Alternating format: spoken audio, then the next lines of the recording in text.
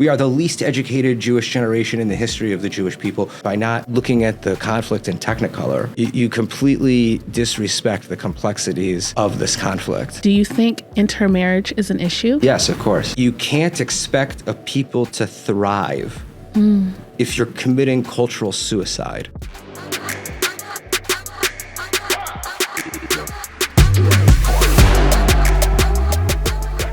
Welcome back to another episode of the Black and Jewish podcast. Today, I am joined by a dear friend of mine, Adam Bellos. He is the CEO of the Israel Innovation Fund. Adam, thank you so much for being here. Thank you for having me. I'm so excited to see you. Likewise. I'm nervous. Keep your composure. I'm trying. Keep your composure. I'm a bit nervous about this interview. You had Amare on here, right? Yes. So you weren't nervous with Amare? I was not nervous with Amare. But I make you nervous. You make me nervous. Amare makes me nervous. Amare doesn't make me nervous. Because he's so calm. Yeah. Do you know what I'm saying? No, you make me nervous because I know you. And this conversation might be wild today. Oh, my God. This conversation is going to get you canceled. Oh, my goodness. Okay, Adam, let's just start off a little soft here, okay? Is my sound okay? Distance from the mic? Are we good? Okay, great. You live in Israel? Yes, in Tel Aviv. What has your life been like since October 7th? It was actually very...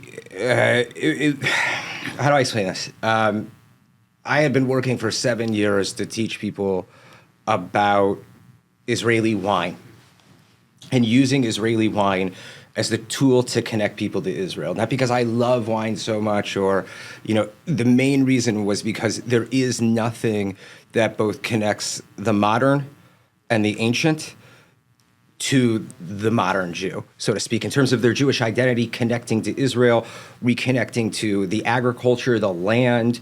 If you think about like the philosophies of the early Zionists, especially A.D. Gordon or even Ahad Ha'am, culturally, and I guess you could say getting back to the land and sticking your hands in the land was considered to be like one of the most important things. We started with this idea of planting vines instead of trees.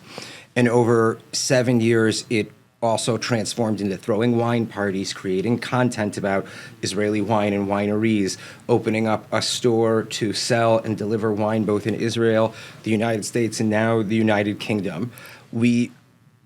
After COVID died down and tourism came back, we spent a significant amount of time, if not a year and a half, building a tourism project or program to it. So we were becoming the only holistic Israeli wine program centered around Zionism and Jewish identity in the industry, I would say.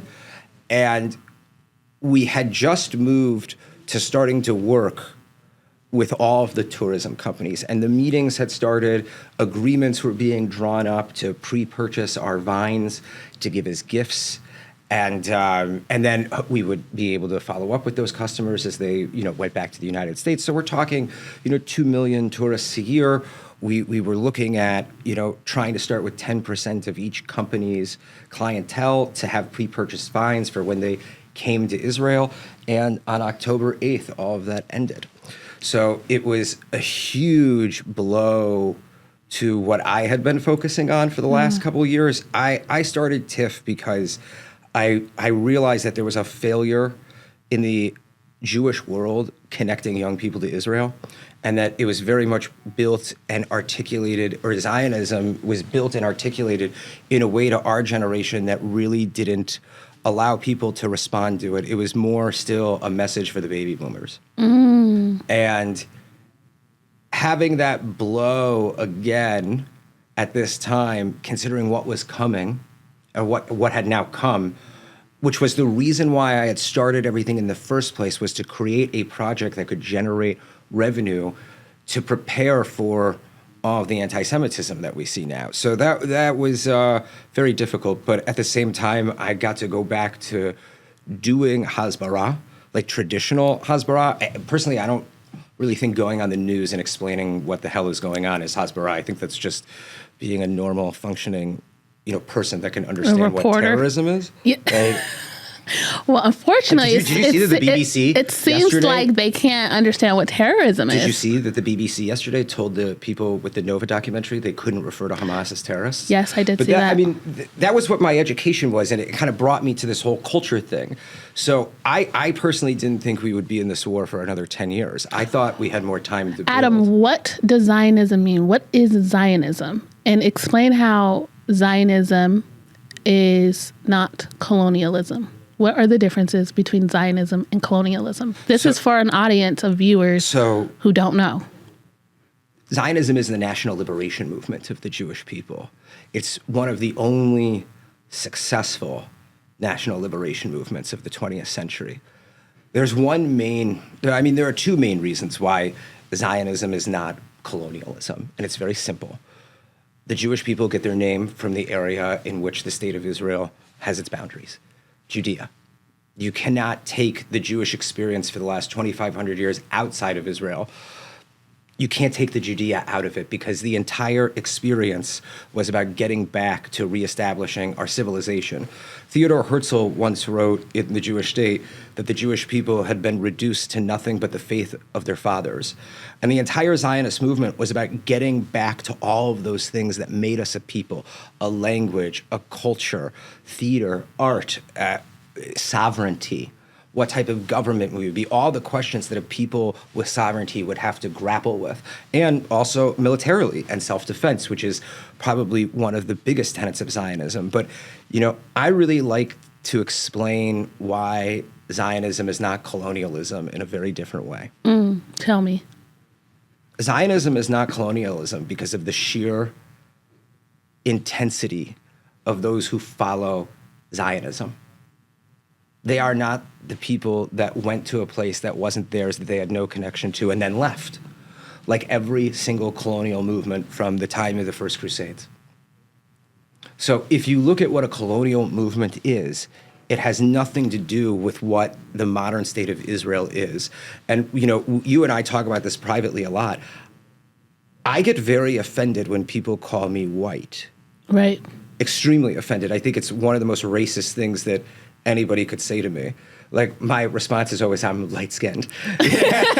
I mean, you see me dance, so you know that's true. That is true. But in all seriousness... Adam also thinks he's black. We're black and Jewish over here. Listen, if we're talking about the woke, I still identify as Michael Jordan. Right.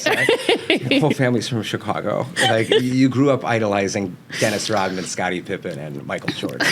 So there you go. Okay, tell me why you are light-skinned and you are not white. In all seriousness, I'm Ashkenazi, right? Right. That means that my people were rounded up by Romans, thrown into cages, and sent to Europe against their will as slaves. Mm-hmm. And then we were spread out from there. That's being the first victim of Western colonialism, not being a part of colonialism. You can't take a project like Zionism and equate it to colonialism at all if you understand not only the achievements, but like I said, the sheer ideological will behind each and every individual Zionist. Adam, how do we break down what you said? Actually, I think what you said is quite simple to understand, but somehow here in America, they are so unsophisticated. Myopic? And and they look at things binary with the oppressed and the oppressor, or oppressor and oppressed, and everything is black and white here. And so, like you said, they do look at you as a quote unquote white man. It didn't used to be that way, though. And so, so what do we do? How do we educate the youth on this? Of like, listen, I know that you see Jews in Brooklyn, which people call the curlies and the black hats, and think, well, they have white skin, and these are, quote unquote white men, and they are, against minority people. And then you now take that same viewpoint that you have and apply it to Israel. It doesn't work. And it doesn't work to even apply it to the Jewish people. As you said, your people were rounded up by Romans and exiled into Europe. You guys are not descendants of Europeans. Well, I think the problem is that you don't have Jewish leadership that has an education with the ability to explain it like I just did so simply. I mean, think about it. Our generation is witnessing the greatest catastrophe of Jewish leadership across the board, from our communal leaders to the leaders of the State of Israel. Wow. And I say that as somebody who loves the prime minister, has his disagreements on certain things that he does. I was fortunate enough to spend a lot of time with doing an interview with Ron Dermer a couple of years ago, and was really able to understand his ethos. But at the end of the day, we are dealing with Jewish leadership from top to bottom that cares too much about what the world thinks and what other people think, basically. And that is one of the biggest missteps that Jewish leadership has made over the last 20 years since the rise of the modern BDS movement, because the rise of the modern BDS movement had one goal, or the Islamist goal, so to speak, because you can really equate the BDS goal and the Islamist goal together. Because what's the greatest rallying cry for recruiting anti-Semites or Islamist fighters? It's the idea of the liberation of Palestine. So, and you've heard the term from Ferguson to Palestine, and how, minorities are equating what's going on anywhere else in the world to what's going on in Israel, which is a very uneducated, myopic view of geopolitics in the 21st century. Speaking of Jewish leadership, I want to focus it on American Jewish leadership and American Jews specifically. Do they see themselves as white? I don't know. I think that the way so many people reacted to the Black Lives Matters movement in fear, and I see that today with plenty of friends, especially celebrities and comedians, there's still this sense of fear that you can't speak your mind anymore. And that there's this which is, by the way, the beginning of communist, totalitarian, dictatorial subjugation, so to speak. But I mean, listen,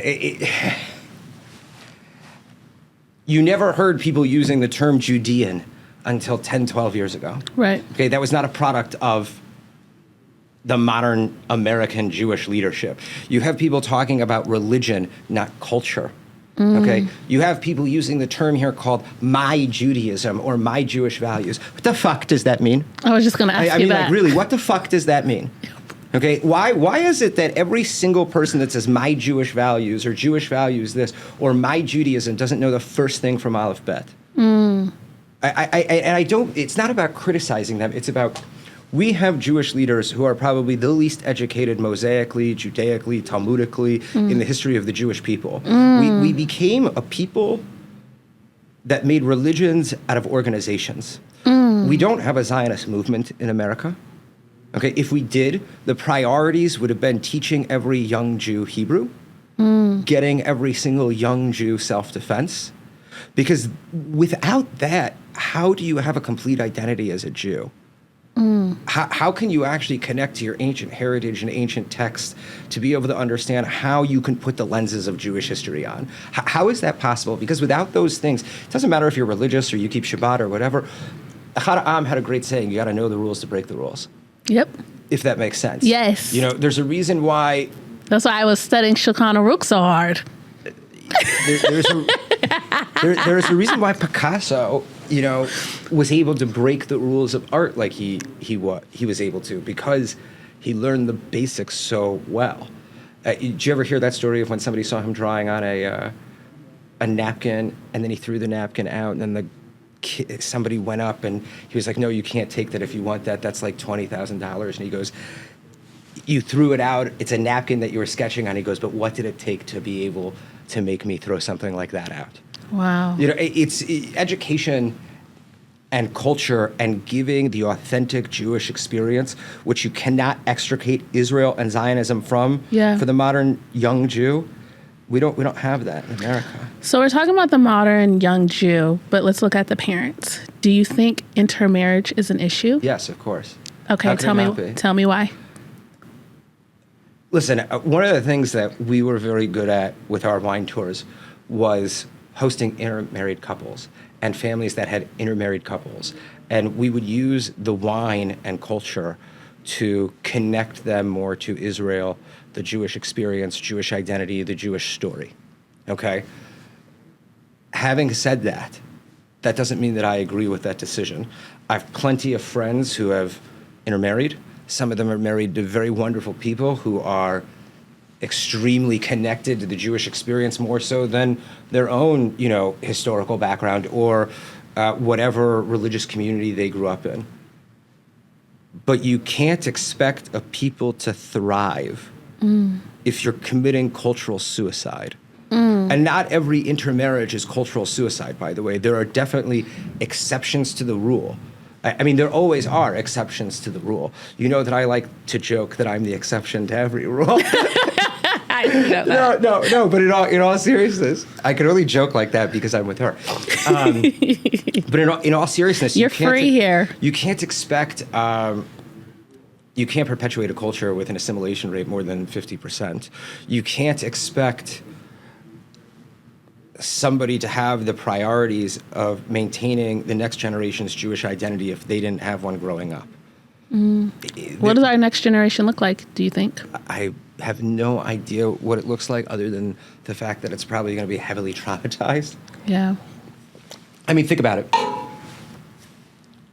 For 20 years, this stuff has been going on college campuses. Now, 17 years ago, when I left school, I traveled around and met with a significant amount of Jewish leaders, trying to explain to them what I saw at the University of Arizona, which was very mild at the time compared to the UC school system, okay, and Columbia and some of the other Ivy Leagues.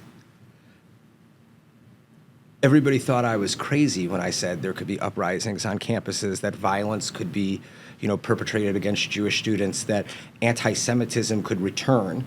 And one of the things that this was around the time of Obama's first term, and one of the things that I was speaking about was constantly what was going to happen when America and Israel's interests would diverge, and what would that mean for AIPAC?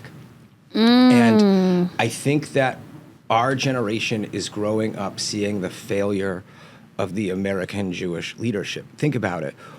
How, as soon as things started to erupt, how was the idea not put forward to bring Krav Maga to the United States?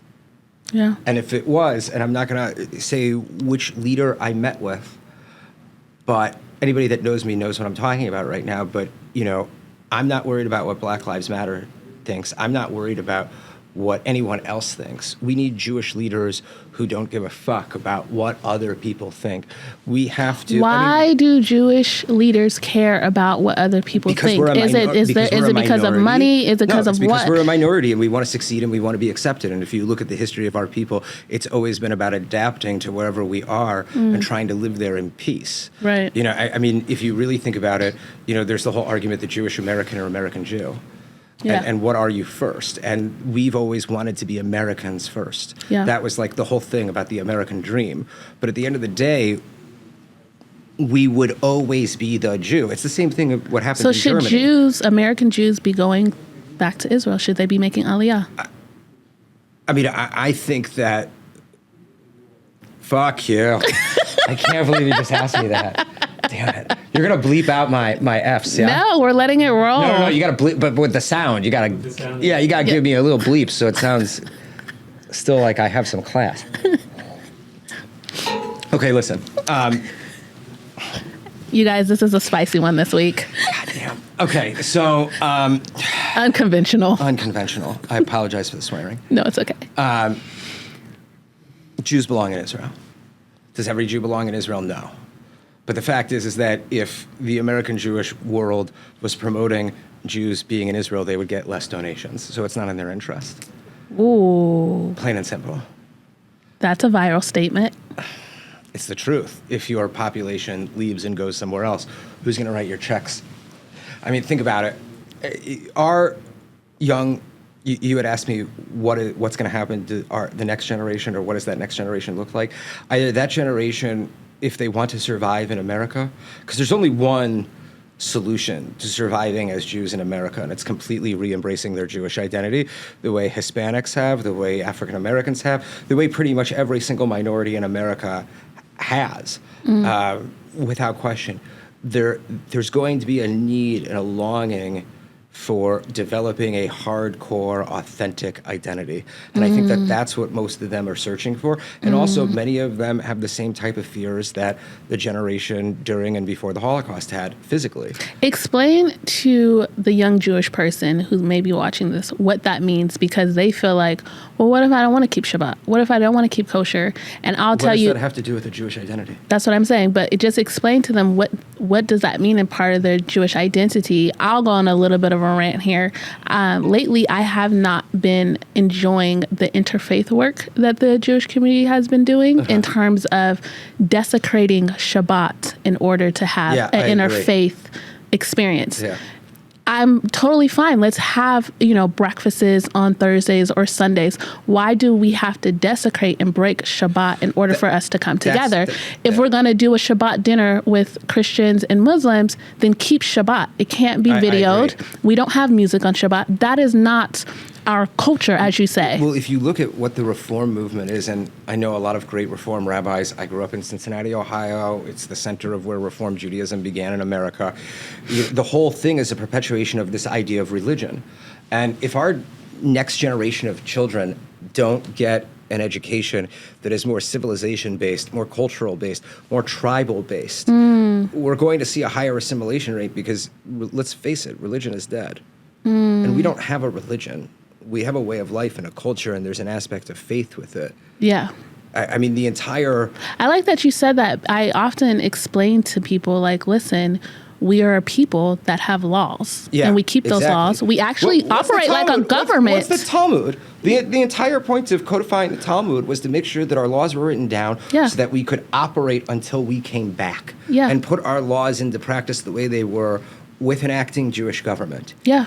One of the biggest chandas that happened after the State of Israel was established was that they didn't reestablish a Sanhedrin for what Jewish practice now means with sovereignty in parts of the land of Israel. Yeah. And there's obviously tons of mistakes that the early first governments of the State of Israel made. We can go into that, but that's not what you want to talk about. My point, going back to what you were hitting at, though, is that young Jews in general are not getting what they need. They're not empowered. They're not getting the strength that now there is a ton of young kids who are moving towards this and are becoming more aggressive. And I think the anti-Semitism on campus is creating two types of Jews, those who run and hide and want to erase, and those who are willing to fight. Very similarly to what the pogroms in Europe did to the early Zionists. Because to understand the Zionist movement, you have to understand that it was a minority movement amongst the Jewish people at the time. Yeah. It did not... 80% of the people were not involved in Europe. There's a reason why so many people stayed and died in Europe. Yeah. And just to note, that is the history of our people. Yes. I mean, with Egypt, 80% stayed in Egypt. When Ezra wanted to come back, 80% was like, no, life is good in Babylonia. I'm sick of losing the 80%. Yeah. I'm sick of Jewish blood drenching the earth. Yeah. And that's the thing that bothers me, is that clearly, every 100 years, something like this happens. Since the year 1000, every 100 years, a community completely uproots itself in its whole and moves to Eretz Yisrael. Okay, that has happened every 100 years since the year 1000. Every 100 years since the destruction of the temple, some type of major anti-Semitic event has occurred where lots of Jewish people have died. Most recently, it was the Holocaust. I think... so history is repeating itself. How do we stop it? It doesn't repeat itself. History has been rhyming. How do we stop it from catching that beat? Listen, I think we're in a very interesting place right now. I'll talk about the UK and the United States. The UK is almost completely overrun, in my opinion. I don't think that the Jewish community feels safe. I don't think the Jewish community necessarily sees a long-term future in the UK, unless something were to radically change. I think that if we want to see a Jewish America continue 20 years from now, we need to eradicate the cancer that's in the Western world, who are Westerners that are supporters of terrorism, who look at these things from a black and white stance when they don't understand the context of what they're looking at, if that makes any sense. I think that... How did terrorist organizations successfully gain sympathy from people in the West? I mean, that had to do with a very long 20, 30, 40-year plan of making incremental cultural changes in America through influencing social activist groups and community services. The same way they did it all over the Middle East. It's no different. It's just the same template that the Muslim Brotherhood used to change the world. And it's very clear and it's very simple. And you can see the alliance very clearly now. And you can see how they were able to change, American and Western universities just by who they were putting in, what donations they were making, what departments were being built, what curriculum was able to be said. I mean, if you look at the hearings that were in Washington, they couldn't say that calling for Jewish genocide or screaming from the river to the sea isn't hate speech. Yeah. And I'm sorry, it totally is. It 100% is, but that's exactly how, it happened. What's your stance on allyship between the U.S. and Israel, and what do you believe the future is going to look like between these two nations? So I think that the alliance between Israel and America is a very important thing. I Why? think it's a very important thing. I just think it's much more beneficial when Barack Obama is not running the show. Because clearly he's running the show now. He'll be running the show if Kamala is in office.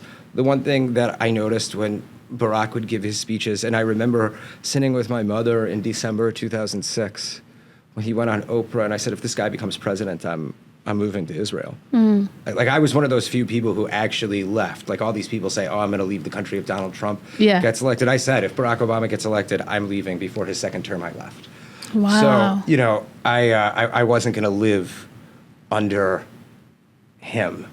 I noticed right away, while he was trying to play the middle ground, he was clearly trying to perpetuate some type of revolutionary socialist, anti-Jewish agenda, anti-capitalist agenda, anti-Semitic agenda. And people think that's a very controversial thing to say, but if you look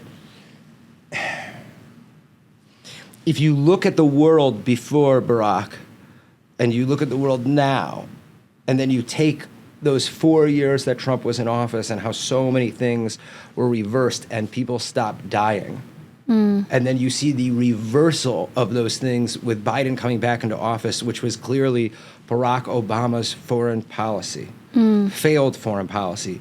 You see the difference, if that makes sense. And you see that this was a very revolutionary, socialist, communist, anti-Jewish, anti-Israel, anti-Semitic agenda. And it's not like some conspiratorial thing. It's very clear. Living in this country has gotten much harder over the last 4 years. There was peace in the Middle East for 4 years. Yes. ISIS had been completely eliminated. We saw the prosperity starting to get to Palestinians. Okay? Yeah. We saw the Middle East calming down. What do you believe is going through the minds of Jews who say Biden has been one of the best allies to Israel and the Jewish people? And I even had a reporter who wanted to interview me say Biden has been the best president of all time for Israel and the Jewish people. I'd like you to call them right away and get me whatever they're smoking, because it's got to be fantastic.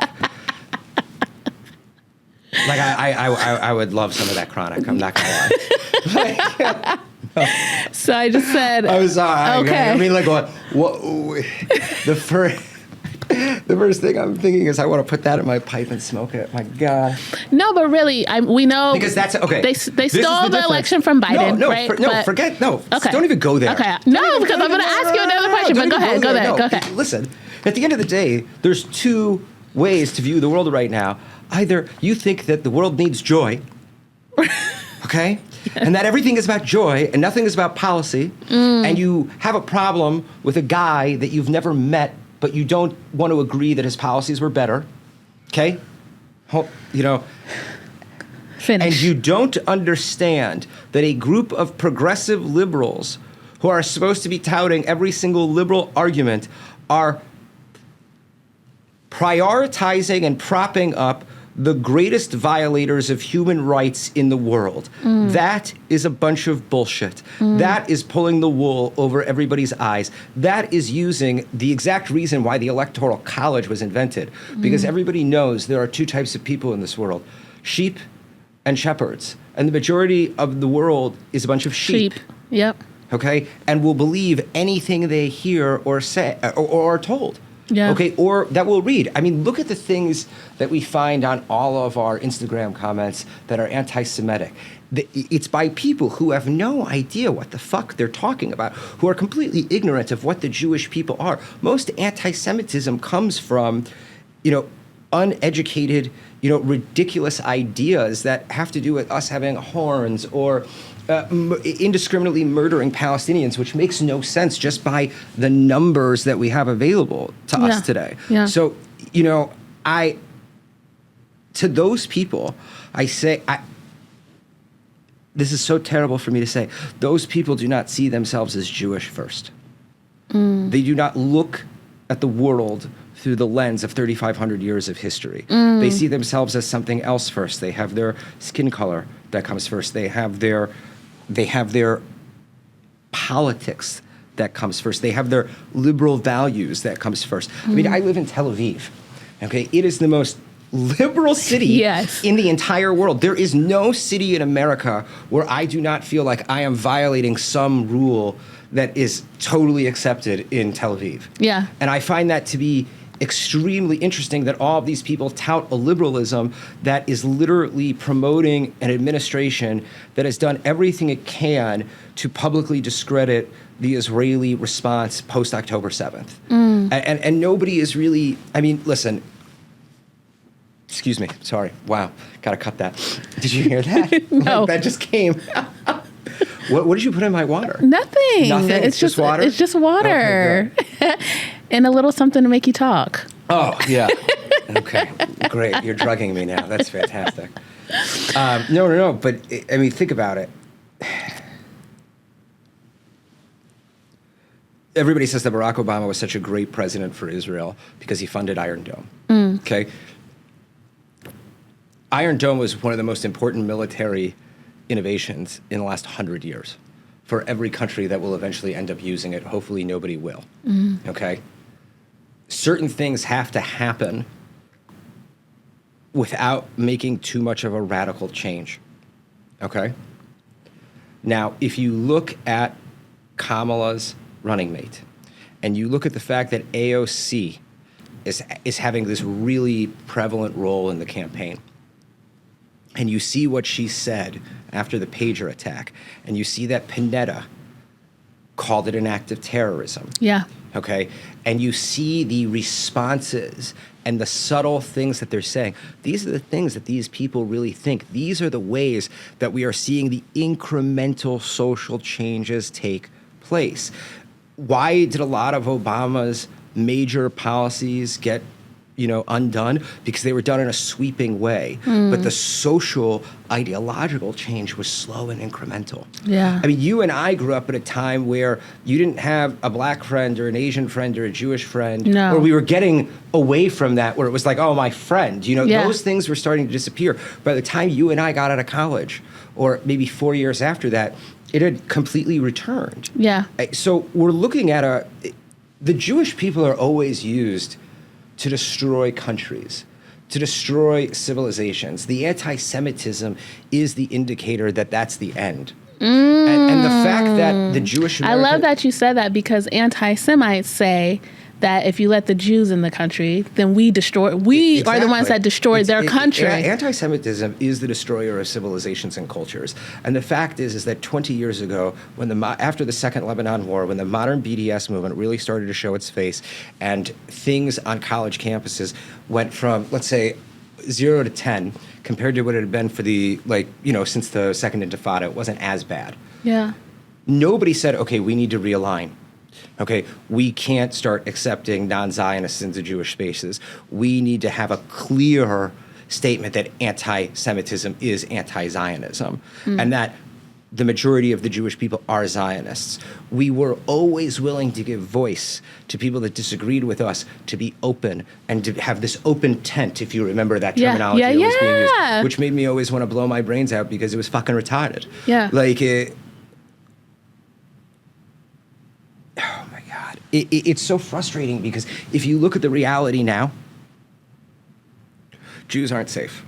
October 7th was done to show how to kill Jews around the world in residential areas. There is no response to the reality. I mean, if you look at, Sheila Nazarian just shared a really interesting reel where she was at the IAC and there was a panel or something with the heads of the, president of conferences or whatever of Jewish. Oh, was this the IAC? Yeah. That just happened in DC. And she said that somebody asked, what could you have done better? What could you improve on, like since October 7th? And they constantly kept trying to spin it. One of the most important things about being an adult is admitting when you do something wrong. Accountability. Exactly. And there's been no accountability amongst Jewish leadership, one, since this war began, let alone how they've been dealing with the rise of anti-Semitism over the last 20 years, because they were in complete denial. Why did I leave America? Because most of the Jewish leadership that I met with thought I was insane. And that when I said that anti-Semitism can come to America, they said it could never happen here. And instead of preparing for it, I mean, even after October 7th, and we saw the streets, turn. People still believe, Adam, right now. I've talked to people. I asked them. They still believe. I say, do you think there's going to come a time in America where American Jews, are going to think, listen, I need to go to Israel? And they said, they said that will never happen in America. It's like a Jew happening. Is always going to be safe in America. That's not true. That's their stance still. I got a question. Were black people safe in America in the 1960s? No. I mean, there has always been a time where some minority in this country has not been safe, whether it's Asians, whether it's Hispanics, or Cubans, or African Americans, or Jews. Okay, but that is one of the reasons why America is amazing, because it always overcomes these things. Do you believe America is going to fall? I think that... I heard a woman say... I think if Kamala Harris becomes president, she will be the last American president. Wow. I think that if Donald Trump becomes president, I think that there's... Like I was saying before, we didn't finish speaking about it, but I think this is the time where a shift can be had.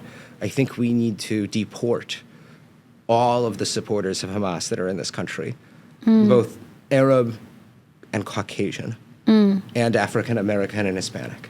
I think that we did the same thing with ISIS. And the Jewish supporters. What do you mean?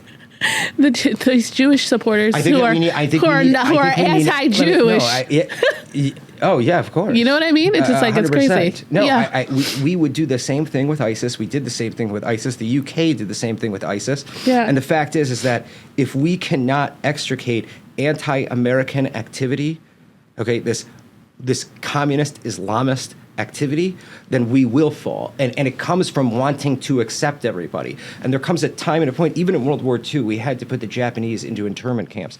It wasn't necessarily the right move, but it was done because we were at war with another country. And they wanted to make sure there were no spies. I don't agree with it, but things like that have to happen in times of war. This country has been at war for quite some time.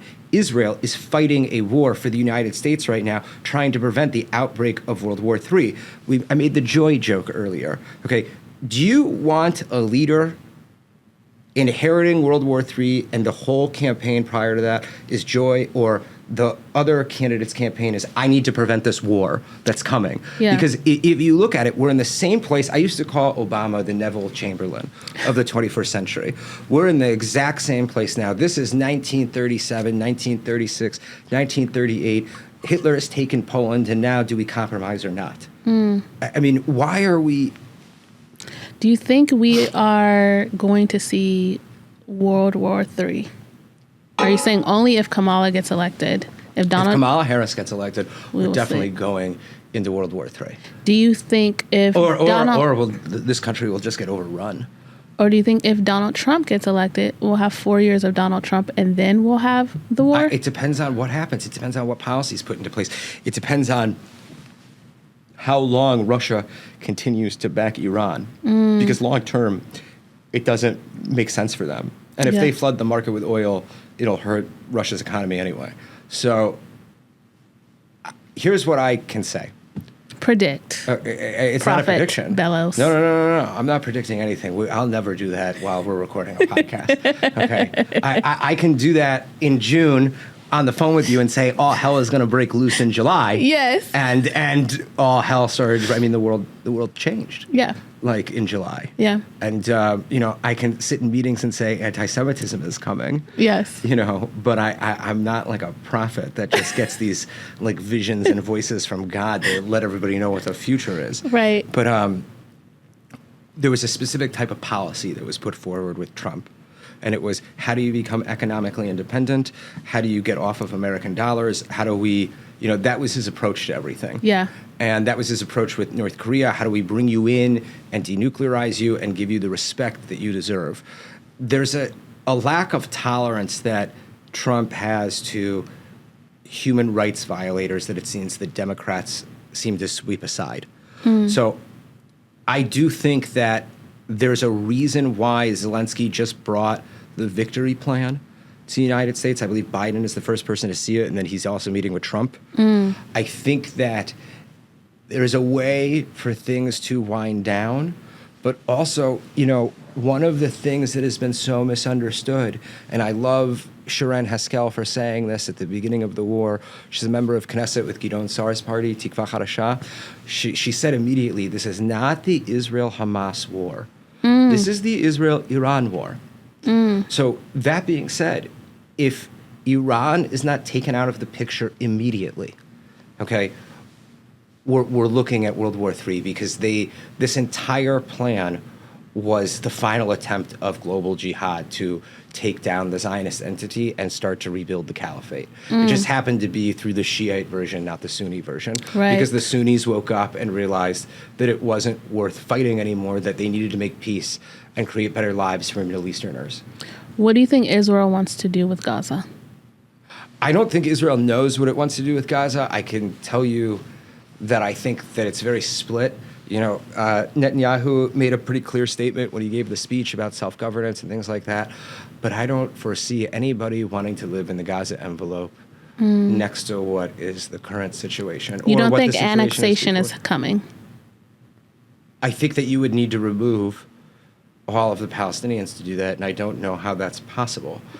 But here's the thing that's really important, like to add on to your question and what I was saying before. People are all worried about a all-out war with Hezbollah, right? Right. Well, it's not an all-out war with Hezbollah. We're already in an all-out war, and it's with Iran. Yeah. So if you don't understand that, you don't understand what's going on in the Middle East right now. It drives me nuts when the mainstream media is constantly talking about, oh, Israel's going into it, they're retaliating, they're this. They've sent almost 9,000 rockets now, okay, since October 8th. I think it's almost 200,000 square meters of land have been completely decimated. I was in Majul Shams after the children were killed from the rocket attack. Okay, and I held those mothers in my arms. Yeah. Okay, like when you hold a grieving mother for her child who is not Jewish, okay, and was killed because of this war, it really changes your perspective because you realize this is not about Jews. This is about Islamic jihad. It is about terrorism that people do not understand. And it is about the fact that you cannot compromise with these people because it is an absolute eschatological, apocalyptic ideology of what the world should be. And you cannot approach that with Western ideas of diplomacy, because in this part of the world, the only thing that you can fight fire with is a shit ton of water. Yep. You can't fight it with fire. You have to fight it with something more powerful. And if you look at the way Israel has not perpetuated, but successfully attacked Hezbollah, it's been in a way to completely decrease civilian casualties on their side and completely castrate, no pun intended, Hezbollah. Yes. I mean, if you really look at it, forget the joke about the pagers and, pagers being close to the crotch. Look at the way they preemptively attacked when they got the intel that there was an attack coming on central Israel.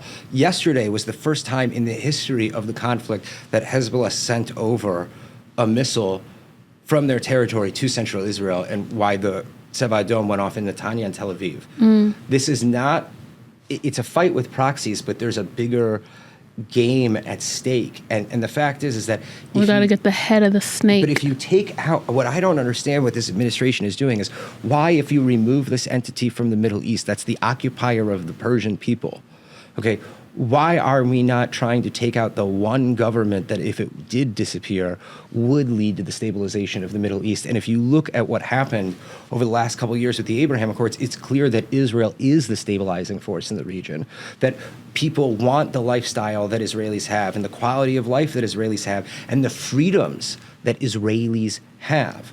There's only two types of governments that have worked in the Middle East. Monarchies. Actually, one, monarchies. I mean, all the socialist revolutionary and dictatorships, but nobody needs to live under that. So either, tribal monarchies have to exist in some way. We have to completely destabilize these, radical Islamist, revolutionary socialist regimes that have existed since the 1950s.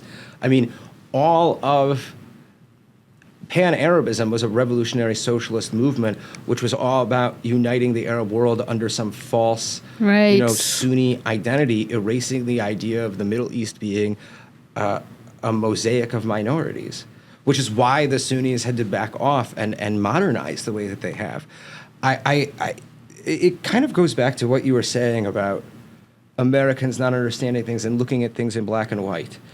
You can't look at a conflict like the Arab-Israeli conflict and not look at it through the context of the relationships between Arabs and Jews, between America and Russia, between the Arab world and the Soviet Union, between what happened with the rebuilding of Europe and the halting of Jewish immigration during and before the Holocaust.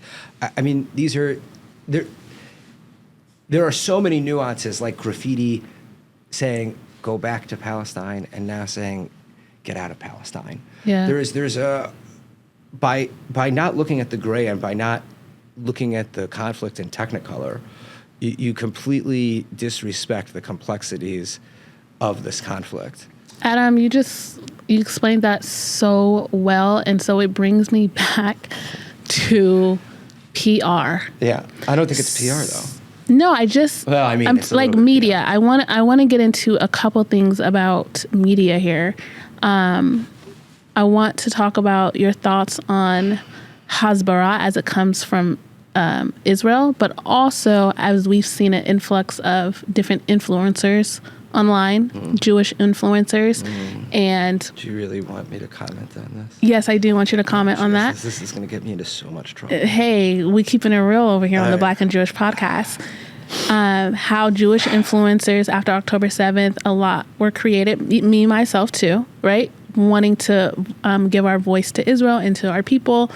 Like what you think about what they're doing in media and what you think about the media that's coming out of Israel. How can it be better? And what are the problems? Okay, one of the things that I hate about the Jewish influencer space is that it's fucking stupid. I mean, really, it's to fucking be quite stupid. Frank. Okay. It's fucking stupid. Explain. When something happens, 20,000 people make the same piece of fucking content. Yes. Okay? Well, I got a question. If all of you are all making this content, why isn't it getting out there? I mean, it is such an echo chamber, and it is not about... Oh, I'm going to get myself into so much trouble. I would like you to say that the reason why I started the Black and Jewish podcast is because I wanted to get out of the echo chamber. I felt like the Jewish space I'm only talking to other Jews. The Jewish space has become so nonsensically obsessed with influencers, and influencers without influence, may I add, and with fake followings, in my opinion, that have no bearing on the change of political or sociological thought, period. We are empowered. I'm sorry, but like I've got a problem with influencers that buy 2 million followers and then, when they come to Israel, buy signs that say XYZ supports Israel. Yeah. Okay? Like, I have a problem with uneducated people trying to get in front to be articulators for Israel and the state of Israel and Zionism. Because what were we talking about earlier? The one thing that has been terrible over the last 20 years or 30 years or 50 years is Jewish education. We are the least educated Jewish generation in the history of the Jewish people, period, end of story, with a leadership in the diaspora that is more uneducated and detached from Torah and learning, not necessarily observance, but learning in the history of the Jewish people and Jewish leadership in general. So I have a problem when we are not using the experts that are necessary. What is the main thing? I had a question. Why are the biggest influencers, at least that I'm seeing, starting to emerge right now? They're all comedians, and they're all making the same types of jokes. And by the way, some of them are hysterical. And I love Zach Sage, who did a couple of very funny videos recently. I think he's very talented. But at the same time, we're looking at this repetitive echo chamber that is not changing or moving the needle at all. And we're spending all this money. I mean, that combat anti-Semitism movement thing that happened, they were like, we've got over 250 million followers here. The fuck? Like, you don't have 100 Montana Tuckers who are completely outside of the echo chamber. Yeah. Okay? I'm sorry, she's in a complete different class of her own. Yeah. Okay? She built a following as a dancer and is now starting to do this and is using her platform for great things. But don't tell me that the average Jewish influencer that has 20, 30,000 followers or 100,000 followers is followed by anybody that gives a shit about Jewish stuff or Israel that isn't Jewish. Okay, what do you mean? Oh, you're bragging about the amount of followers that are there? I'm sorry. Like, bring me Taylor Swift. Yeah. Okay, let's fix the issue with Taylor Swift instead of spending money on bringing Jewish influencers to Israel to make content for the same people that are all following the same people. It's absolutely ridiculous. And it's about the tent thing. It's about wanting to be open and not criticize anybody. Why has the head of the ADL not had a public meeting with Taylor Swift? Right. After what happened? Yeah. Okay, how has one of the most influential pop icons, I mean, that's a thing, we don't change minds. We're not changing minds. We're actually digging deeper into the situation that we're already in, creating even more anti-Semitism, creating more conspiracy theories. I mean, think about it. How many women had their lives destroyed on October 7th? And Angelina Jolie has said nothing? And nobody invited her to anything or publicly called for her to meet with people. Yeah. I mean, it's the same thing with Taylor Swift. It's the same. I mean, look what happened. What do you think? XYZ person making a content about like why this pager thing was good is going to be overrun by the 200,000 people that are making content about the pagers not being terrorism. Great. There's like 10 or 12 very effective content makers. Everybody wants to be a celebrity these days, and they're using October 7th as a way to promote their personal brand. I mean, it's disgusting. Yeah. In my opinion. I've done this for a very long time, okay? And you see people come and go out of this industry who either can't make money at it, which is very hard to do, and like I could talk for hours about that.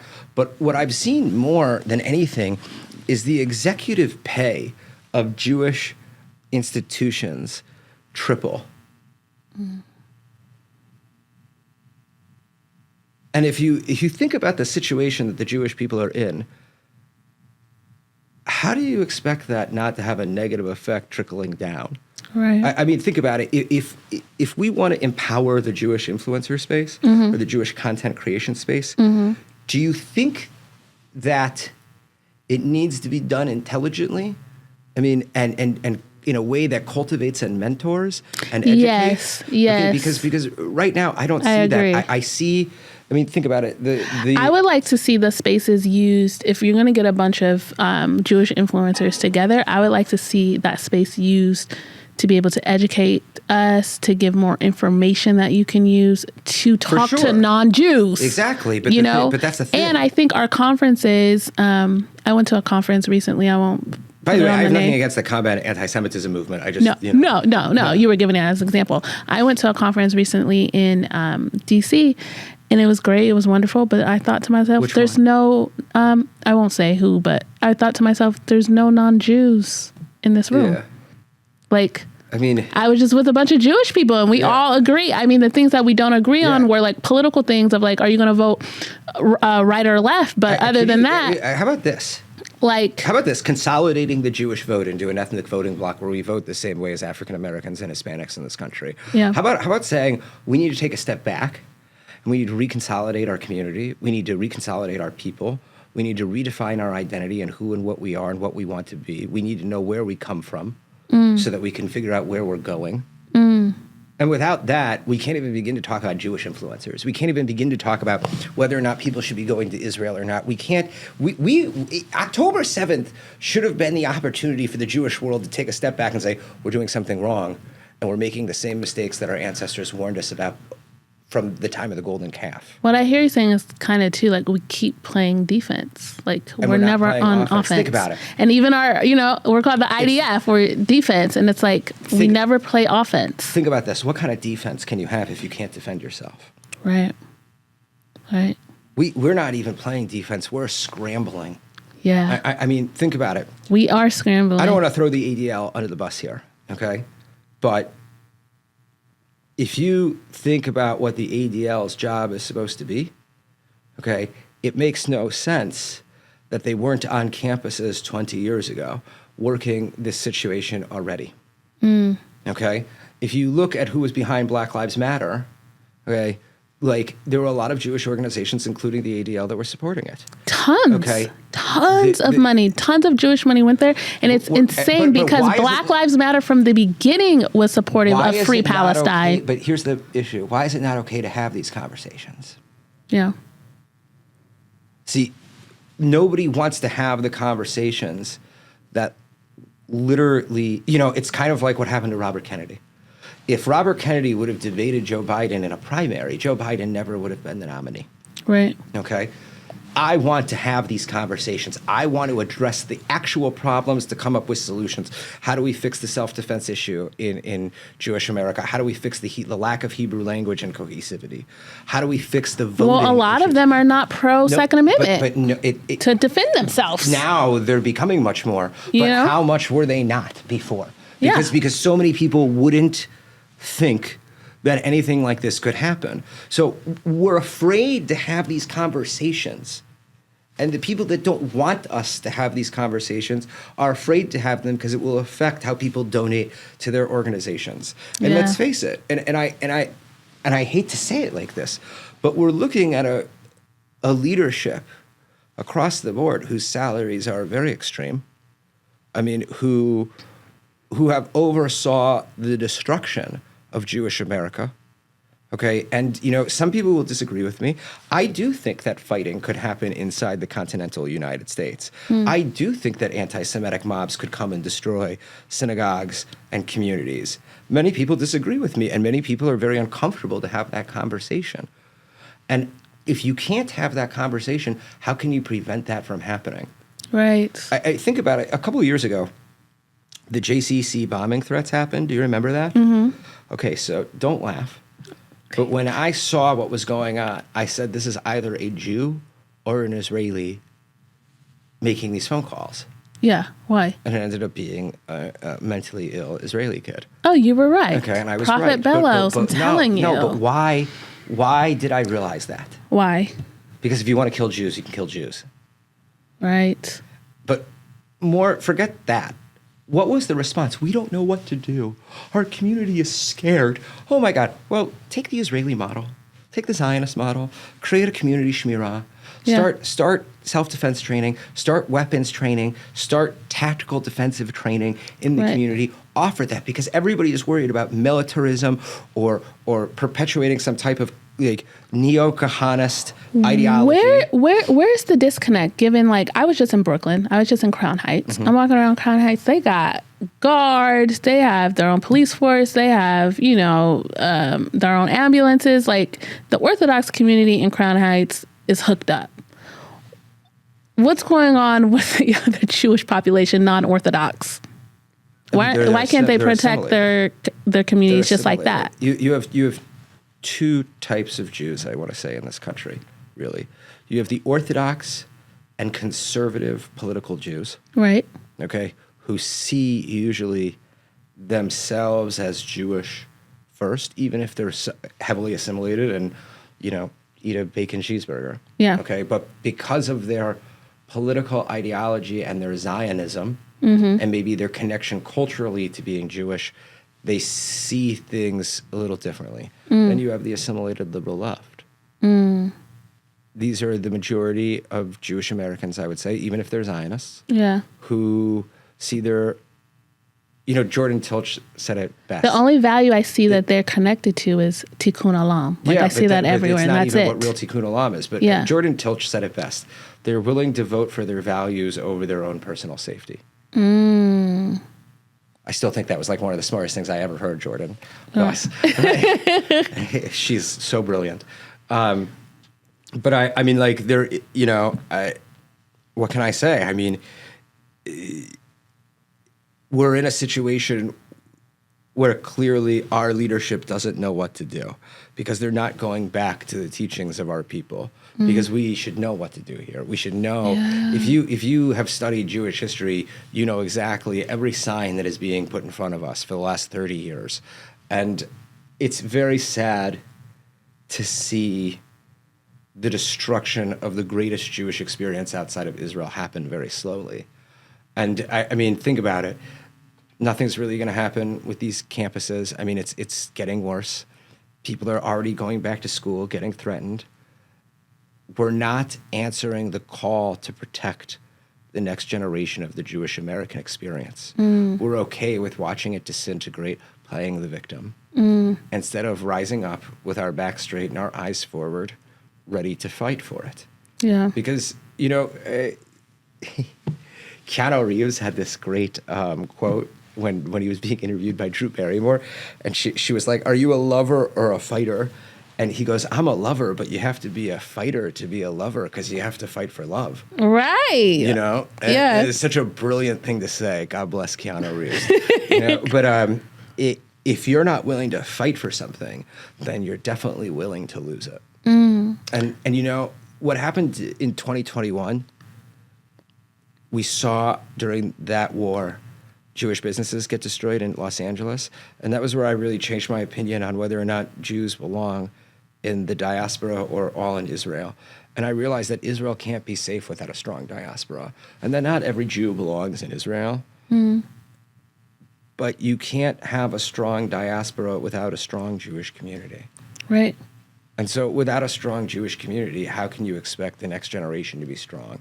Yeah. I mean, we're not willing. I mean, how many Jewish American parents want to send their kids to the army just for a year and a half for them to get the language skills, the physical training, the mental acuity, the bonding that happens amongst you when you're in the Israeli army and then come back? Yeah. I mean, that could change effectively what the American Jewish community is. Why in Jewish day schools across the board are they taught to pray in a language that we do not speak? I know.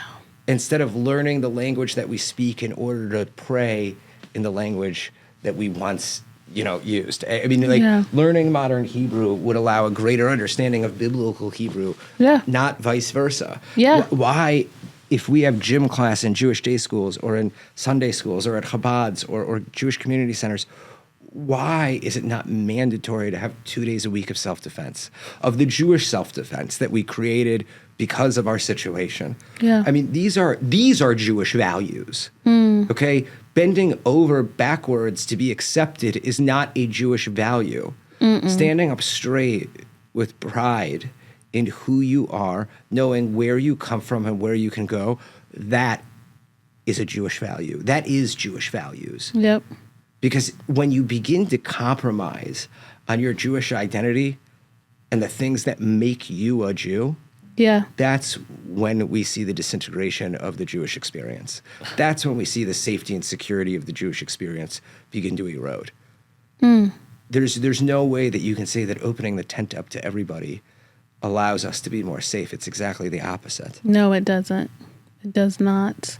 I had someone on, we were talking about segregation and integration amongst the Black community. And he said, listen, integration hurt our community. When we had segregation, we were stronger in some respects. And we thought, and we started to talk about Rosa Parks. That's interesting. I've never heard that. Yeah, because we started to talk about Rosa Parks and them fighting to be on the buses. Mm-hmm. But what they didn't ever teach us was Black people own their own bus line. We were just fighting to be on the white people's buses. Uh-huh. You know what I mean? We already owned our own schools. We already owned certain things. We just were like, well, we want to be on the white ones, but we already had ours. And so when we started to integrate, it broke down our own families and our own systems and our own, you know, businesses and schools that we already started to build just because we want it to be on theirs. Right. So I think it's important. I think it ties to what you're saying as well. I would argue that we would be different from any other minority in that way.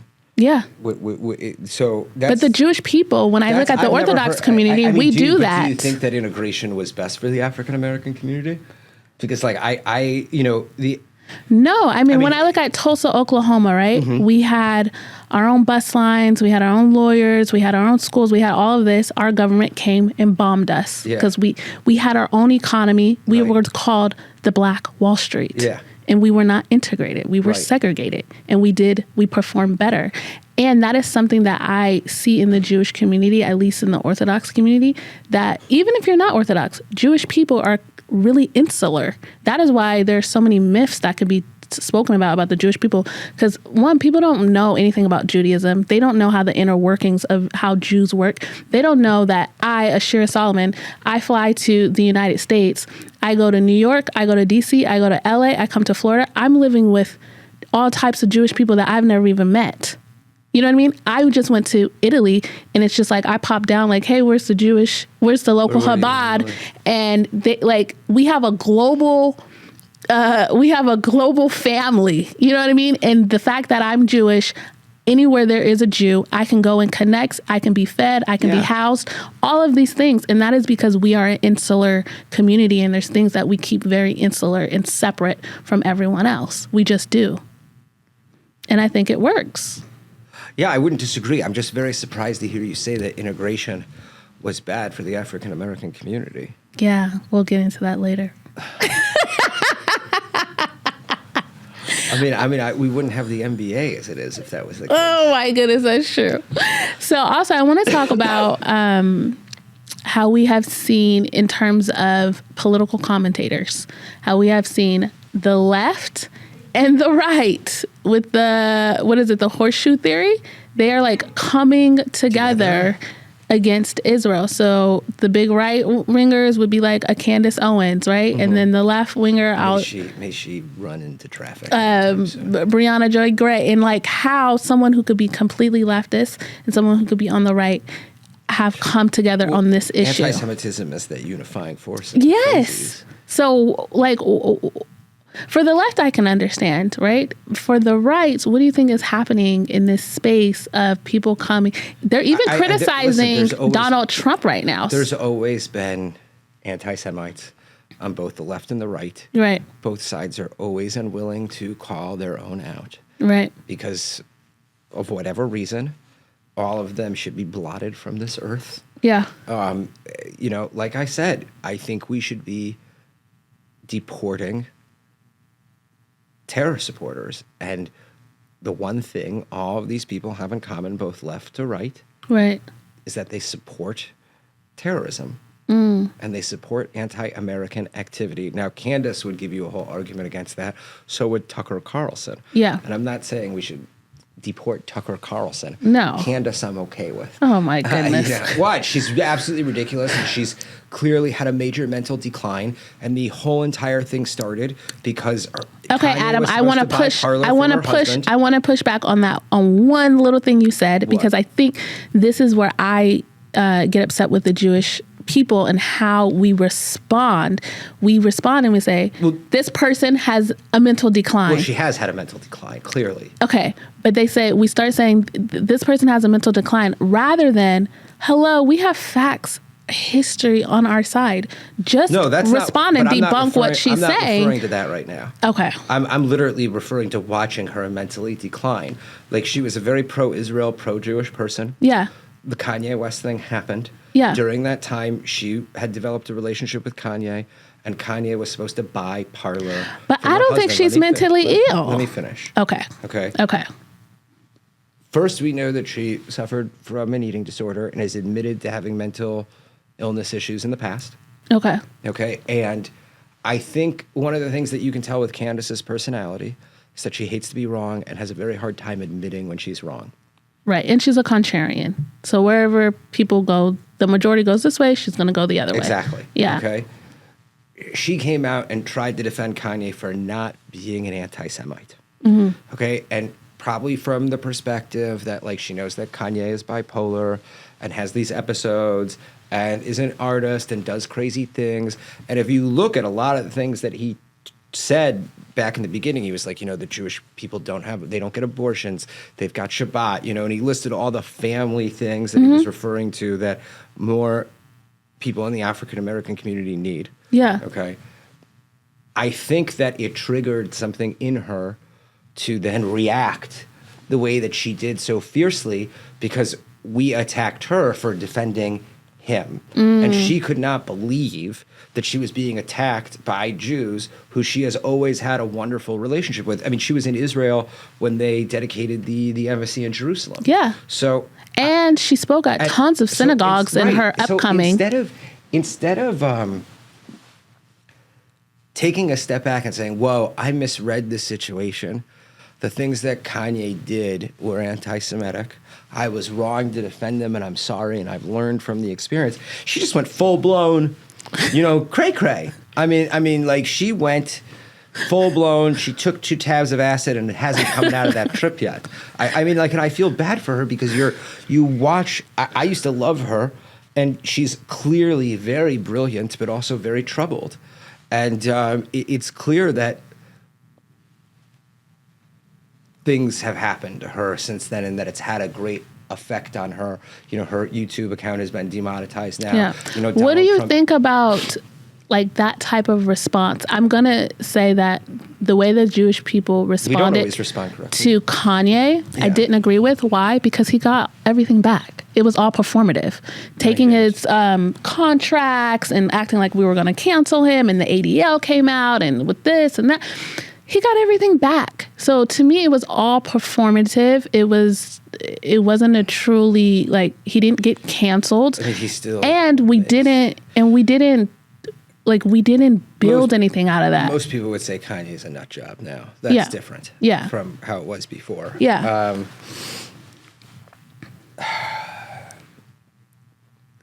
I mean, what do you think the response should be, is what I want to know. I'm not going to throw any organization under the bus. Yeah. But there is an organization that helped close that deal to re-release his shoes and got money for it. And then they still came out with that 1972 Munich ad. And that organization happened to be the ADL. And John, I'm not trying to throw you under the bus here or anything. Like, it has nothing personal at all. But there's a constant, repetitive failure of Jewish leadership to respond correctly and to fight the anti-Semitism correctly and the anti-Zionism correctly. And,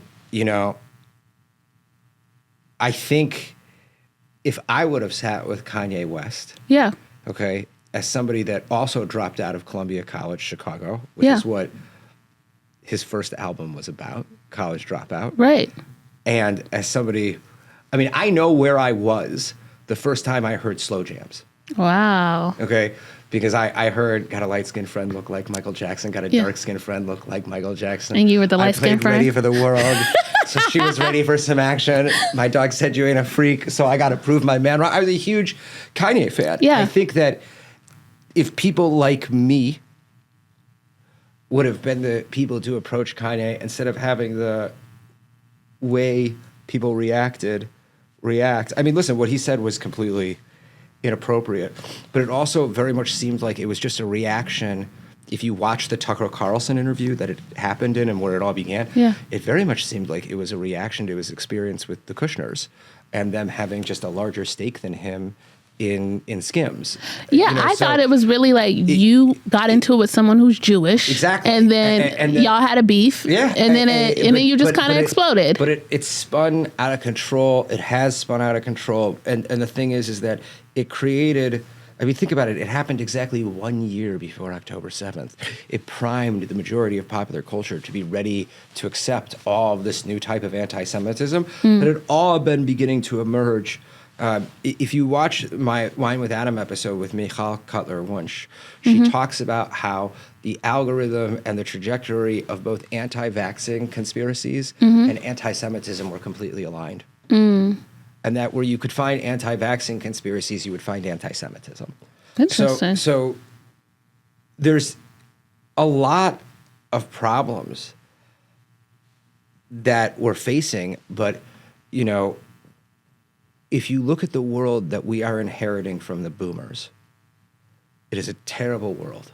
And they did a terrible job inheriting what they got from the greatest generation. And they have left us from left to right in a space where, you know, we're teaching people that we have to be green, but we're buying all of our green technology from the world's greatest polluters. You know, there's a hypocrisy that knows no bounds or end when it comes to the way that they conducted themselves the last 40, 50 years. And especially with the American Jewish community and the hypocrisy that they've always wanted to have, which was to eat their cake and have it too with Israel. And that to me is the most disgusting thing at all, because they think that Israel is their Jewish Disneyland.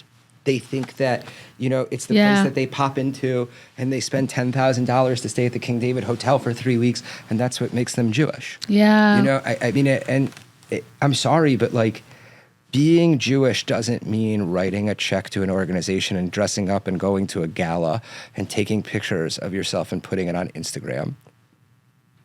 Okay, that's not being Jewish. Right. Okay. If anything right now, it's extremely inappropriate to be doing things like that. Yeah. Okay. There was an award that the Jerusalem Post gave out, you know, to a celebrity and a journalist for fighting anti-Semitism. And I'm thinking to myself, we're giving out awards for people who are fighting anti-Semitism? What are you doing? I mean, like, where are we? We are not in a space to be giving out awards to anybody. Yeah. We need to be in a space where we are in combat mode, where we are fighting. Our war is completely different. I'm sorry, the American war is completely different from what Israelis are fighting right now on the ground. It's so funny. I've been in America for a couple of weeks, and I just can't believe I articulated it that way. But we will watch the disintegration of the American Jewish community if we do not consolidate and begin to fight. And the thing is that our generation, like the millennials, I think see that more than anything, because we grew up in a world prior 9/11 and have seen the transformation of the world, unlike Gen Z and the kids who come after that. You know, it's so funny. I meet adults now that really have no idea what the world was like before 9/11. Do you think they'll wake up in time to do that? I think that it's up to our generation, the millennials, to really take charge. And I don't see that happening, though, because nobody will let their hands off the wheel. Adam, do you think for those of us who are in media, Hasbara, whatever you want to call it, do you think there's value in us going on to these news stations and debating, or do you think we should focus our energy on educating our own people and trying to prepare them for what's to come? So that's a two-part question. Yes, two parts. Okay. So in terms of our own people, 150%. Like, we have terrible Jewish education. Okay, everybody was focused on the Israel advocacy world. You can't be an advocate if you don't have an education. Advocacy is about how to use what you know. Okay, you shouldn't be giving somebody talking points that the second somebody takes them off that path, they don't know how to answer the question. So going back to the source and reinvigorating Jewish identity, rejuvenating Jewish identity, education, and Israel education and Mosaic education and Jewish history and Tanakh and greater philosophical concepts of what the fuck it means to be a Jew is of the highest priority right now, clearly. 2, I do not think that people who are not political experts on the conflict should be on the news. Okay? I think it does damage to... there are obviously exceptions to the rule all the time. Yeah. Okay? But if you do not know your shit, it is much easier to do damage to us than it is to help us. You know, one of the things that Sun Tzu wrote in The Art of War is to know your enemy like you know yourself. Otherwise, for every victory, you will have a loss. Yeah. Okay, so in college, I went and studied the Palestinian identity with a Palestinian. Yeah. And I learned how to articulate the Palestinian identity and the Palestinian cause from their perspective, which gave me a much greater understanding of Zionism. And you do not see many people who, from right to left, who understand Palestinianism. I mean, like, I remember I was on a talk show in Florida here when I was still, I mean, this was like in the beginning of the conflict, beginning of the war, and they wanted me to sweepingly condemn every Palestinian as a whole. And I was like, I'm sorry, but you can't intertwine necessarily the Palestinian identity with the Palestinian national resistance movement. Right. You can't. Not all Palestinians are Islamic jihadists. Nope. And not all Palestinians are Muslim. Nope. And not only that, resistance is one thing, but violent resistance is another thing. And the identity of Gazans are completely different from the identity of West Bankers. Yes. I'm glad you said that. And the collective experience that they've had is very different. And then Palestinians in the diaspora are very different as well, who happen to usually be more radicalized. Yeah. So when you don't, and this is what we've been talking about kind of the entire time, when you don't understand the nuance and the context of the topic of the conversation, okay, you will fail to defend the Jewish people. Period. End of story. Yeah. You know, you had a guest on here who I used to be very close with, who, how do I explain this? One of my biggest criticisms of him is that he's got great talking points, but doesn't actually understand the sources that he talks about. Okay, and to me, it's very clear because I've studied those things, and you can always tell by the lexicon that somebody uses, especially amongst anti-Zionists and people that hate Jews, but also amongst Jewish supporters and people that want to do this Hasbara stuff. Yeah. You can always tell when somebody doesn't understand the whole thing, when they don't understand the nuance of things, when they don't understand each and every war and what has led to war, and who don't have an academic understanding of this conflict. Because if you don't read the books and you don't live it yourself, I mean, listen, my whole perspective changed when I was in the Army. And the first time I went to Gesher Allenby in a green uniform, and the way people looked at me, I will never forget the fear that I saw in these people's eyes just because of what I was wearing. Wow. I mean, it's a real thing. I mean, like, there are wonderful advocates for Israel. There are wonderful, you know, everybody's trying to do a great job. Yeah. But it shouldn't be about making yourself front and center. You know who's one of the greatest advocates for the state of Israel who doesn't get enough credit? Who? Is Fleur Hassan Nahum. I love Fleur. Shout out to Fleur. Fleur put me on to what I do now. She loves you. Actually, Yes. we met at her house for Shabbat dinner. Yeah, we did. That's where we first that's where met. we Yes. Can I have some more water? Is that possible? Thanks. So, you know, she has a very unique way of articulating everything, and a very educated background on all the different like intrinsicies, or what's the word? Intricacies? Thank you. Yes. For everything that goes on, especially because of her experience as deputy mayor and getting to deal with the Arabs of Jerusalem and many Palestinian Israelis who consider themselves Palestinian Israeli and not Arab Israeli. Yeah. when you eliminate voices like hers for a celebrity Yeah. or for a blogger or for an influencer, Yeah. it does such a great deal of long-term damage when you don't have somebody that can properly articulate the history of the conflict or why we are in the situation that we are in. What are you trying to achieve? Yeah. Like, why? Can you grab it from him? Oh, He just yeah, doesn't want to sorry. come in the Oh, shot. thanks. We're having a different cup just in case you notice the continuity change. How do I explain this?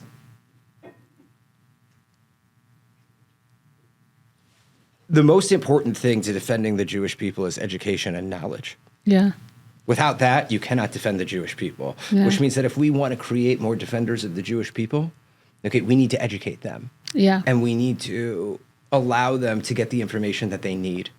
I think it also goes back to what you said earlier about like the influencers. If you're going to gather them all together, then at least gather them to give them information, and power. tools. Yeah. Yeah, I completely agree. I was speaking with Dumasani Washington on my show, and he talked about this in terms of donors bringing Black people to Israel, and he said, "Listen, they were bringing Black people to Israel to get a picture of them at the Sea of Galilee, and they're coming back not empowered. They didn't get any information. They didn't get any tools. If you cannot just have people there for photo ops and not empower them." How many people know that the largest African American community outside of the continental United States is in Israel? They don't know. They don't know. They don't know. They don't know. How many people know that, if I'm correct, more African Americans are converting to Judaism than any other religion right now? That I didn't know. Okay, I'm almost positive that's the case. Okay. Okay.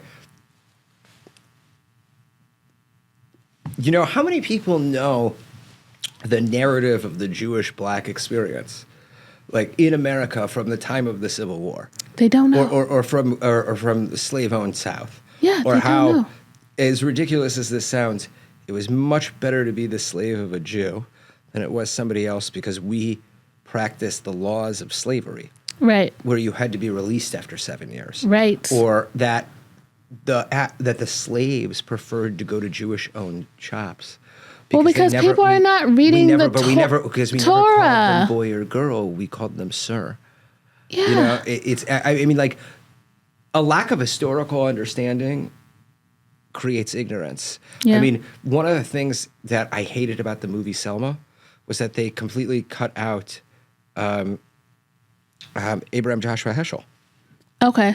from the entire movie and the role that he had with Martin Luther King. Yeah. I mean, when you do not hear about Abraham Joshua Heschel at all today. Yeah. I just had someone on before you, and they talked about Rabbi Prince, who spoke before the I Have a Dream speech, before Martin Luther King Right. gave that speech. He said, and no one talks about Rabbi Prince. And I was like, oh, wow, we don't. Well, I mean, there's been such a deterioration between Blacks and Jews over the last 30 years that started, I think, with the Crown Heights riot. And it makes no sense because we share such a similar narrative. Yep. And, I mean, 400 years of slavery. Yeah, I mean, like, let's face freedom. it. Like, I think Blacks and Jews are very comfortable around each other. Yeah, And 100%. I think there's like a shared experience. I mean, as you know, I have quite a number of friends in Israel that are a part of our community where I happen to be the lightest person at the table. Yes. The light-skinned Jew. I mean, like, Yes. you're aware of it. Yes, I Like, know. So I mean, it's you know I was with Rabbi Harry and Amare and Mordechai ben Avraham and oh my God, who's the other not Nisim. Oh my God, I'm forgetting. Ooh. There's only a handful of us that hang out in Israel. I know. Chaim OG. Oh, okay. Yes, Yeah. yes, yes. Why am I blanking on his Shout first out to him. Why am I blanking on his first name though? Zachariah. Zaharia, wow. Yeah. Known him for 6 years. Like, do you like that? That's the lights. We all had Purim together. That was fun. This passport? Yeah, with Rabbi Harry. And like somehow we I didn't get invited. So somehow we all ended up at some like Likud thing, and they were all taking pictures of us. And it was like, they had to show that, and it's, For those of you who don't know what Rabbi Harry looks like and the rest of the people, so Rabbi Harry and Adam are both like redhead Jews, and then the rest of them are all black Jews. So now you get the picture of who is he talking about. No, yeah. But, I said this to Chloe Valder years ago, and we don't utilize or appreciate the bond that African Americans and Jews have had over many years. And, I was quite close with Chloe for a while. And I said to her when I first met her, only I would do something like this. Did she convert or no? No. She didn't convert. Okay. And I said to her, I don't like that you let racist Orthodox Jews use you for your skin color to perpetuate a pro-Israel message. What do you mean by that? Well, because clearly, in my opinion, what they were doing with her, they didn't appreciate what she could actually do, and that she was just being used, in my opinion, as a token tool. But she had her own thoughts and ideas and everything else. Yeah. And I don't think, one of the things that Mordechai ben Abraham is always talking about is about educating more African Americans about their connection to Israel outside of being Jewish. Yeah.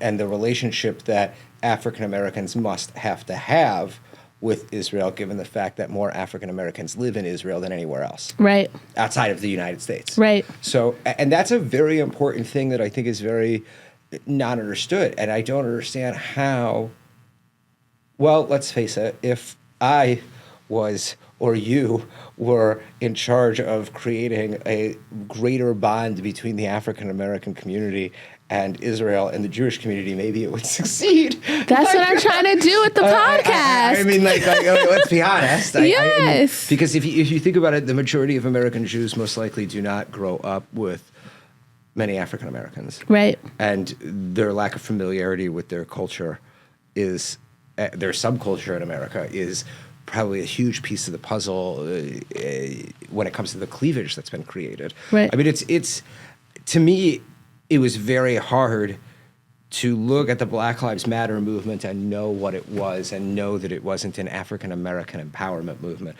that it was really a communist, revolutionary socialist, anti-American movement. Yep. And that's the thing and that's it not did fair. not build Black American families. That's the thing that's not fair, if you really think about it. I mean, like, why should somebody like me, who has had a lot of African American friends from growing up into adulthood, not be able to support something like that? Right. Do you get what I'm saying? Yeah. Like that.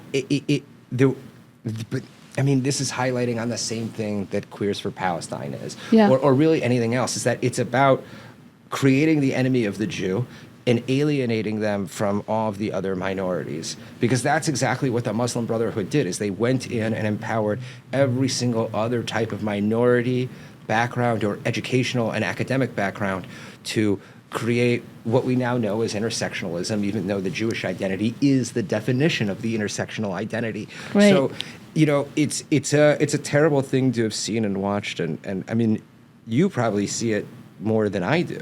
Yeah. But I mean, like, it's very hard as a political conservative or a libertarian to be told I'm a racist because I don't like Barack Obama. Okay. Right.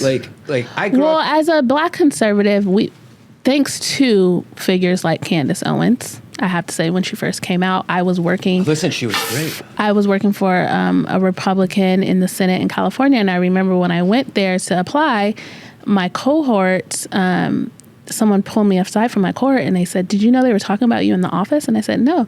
And they were like, "Yeah." They were saying, like, "Is Ashira Solomon lost?" Because I was going to all the Republican offices to give my resume, and they thought, like, is she like, on both sides, the Democrats and the Republican, we're like, is she lost? And I'm like, I'm not lost. I know who I want to work for. And so it was so unpopular to be conservative and black. And it was like, you're not supposed to be here. But most, I mean, if you really think about it, most black people are church people. Yeah. And most black people are conservative.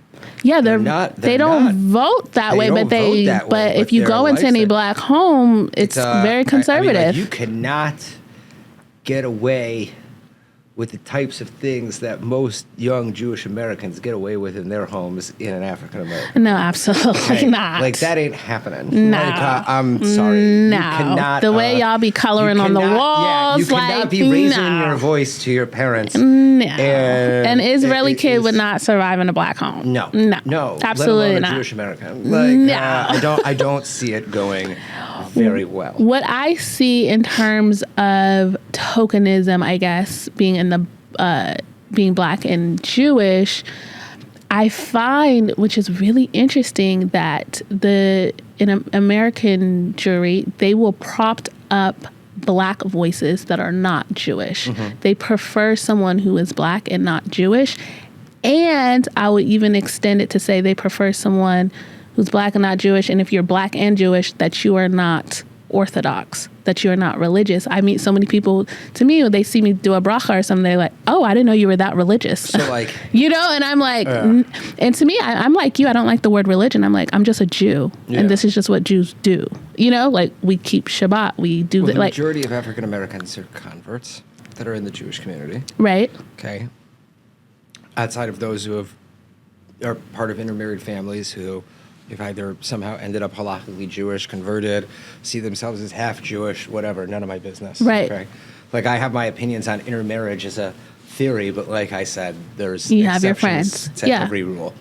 I am not aware of not wanting to use religious African American voices, but all I can say is that we have made so many mistakes with the African American community and the Hispanic community, not the Venezuelan and Cuban specifically, but like the greater Hispanic, Mexican, Latinx community, whatever term you want to use. Oh my gosh, yes. Whatever term you want to use. Because we ourselves were too afraid to not be ourselves and not, we want to be American Jews. I don't understand, Adam. You have Jews. You have Jews that are from Mexico. You have Jews that are from Africa. You have Black Americans. Use them. Like, why is it more credible to go use a non-Jew who is black when this black Jewish person intersects both communities, both the black community and the Jewish community, and can speak at large for Jewish and to the black community? So, like, why is it that the American Jewish community feels that it's more credible if it comes from a non-Jew in that aspect?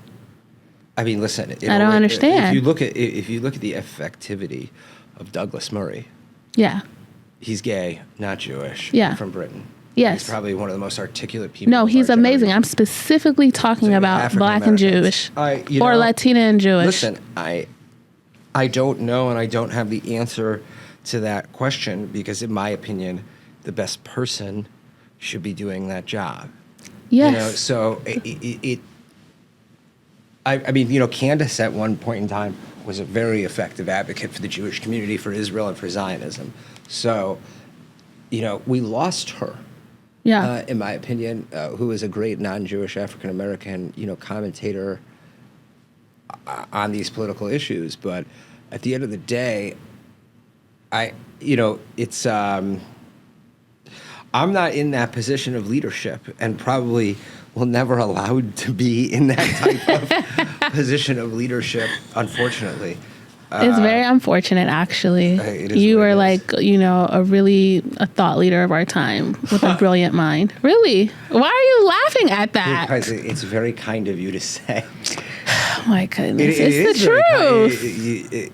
Unfortunately, those who are older than us don't necessarily agree or want that amplified.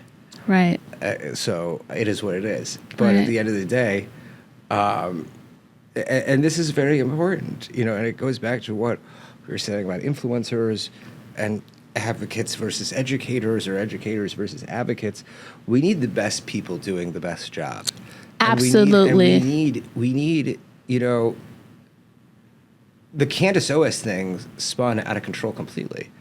And like how that was not fixed beforehand. Well, I also think there's some background that we're missing. I think she probably got offended. Some Jew said something to her in the background. For sure she got offended. She was mistreated in some type of way. Not to say that it warrants what's happening, but she was defending Kanye. She needed to make sure that business happened with Kanye and her husband. It ended up not happening. Right. You know, she doubled down.